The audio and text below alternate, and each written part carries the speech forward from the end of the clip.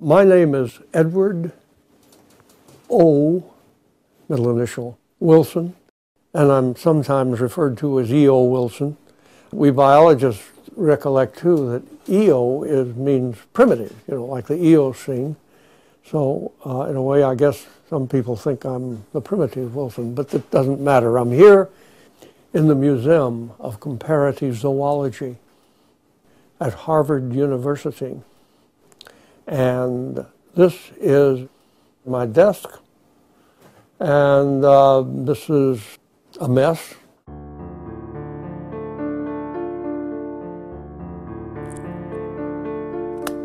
But I'm told that that's a sign of an active mind.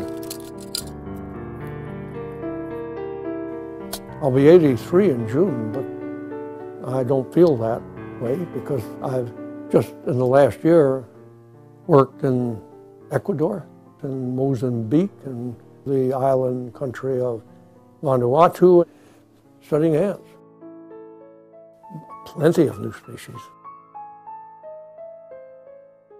I happen to have hit upon ants, believe it or not, when I was 9 years old. Ants, being very small, attracted me, partly because I have vision in only one eye. I had an accident with a fish while I was fishing. So I haven't been too good at spotting things, in the distance or parallaxing. But once I got interested in ants, I couldn't let go of them. Well, that's because I never discovered a fact I didn't love.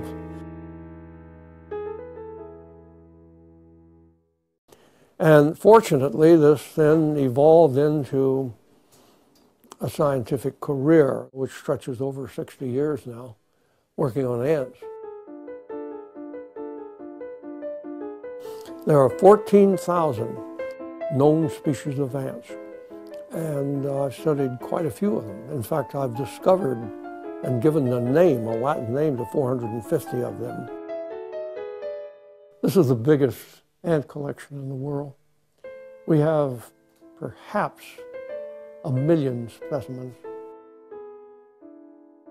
Discovering a new species is nothing to us working in a museum like this. They, in fact, are a bit of a burden. But, what science, good science, gets done without going through a lot of tedium? When I studied the classification and distribution of ants, I came up with ideas and principles out of that about the origin of the human condition. I don't feel as though that's an Einsteinian advance or a quantum mechanical advance. For me, it's common sense. But I've been through two episodes in which I've had substantial numbers of colleagues, how shall I put it, peeved. The first one was sociobiology. And that simply said that human beings have a nature, that we have instincts.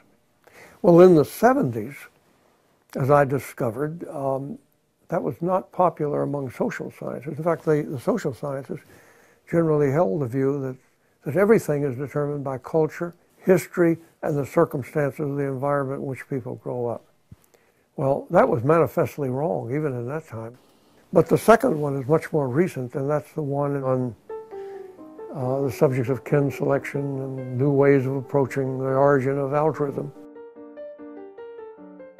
When we finished with the two mathematicians I was working with, one crucial meeting especially, I then called on Darwin and I said, "Do you agree with everything we've concluded?"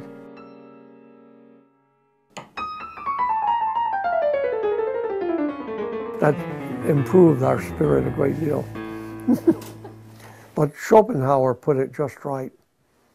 All truth, if that's what you're dealing with, are met first with ridicule, then with outrage, and finally with the acceptance saying, well, it's essentially what we knew all along.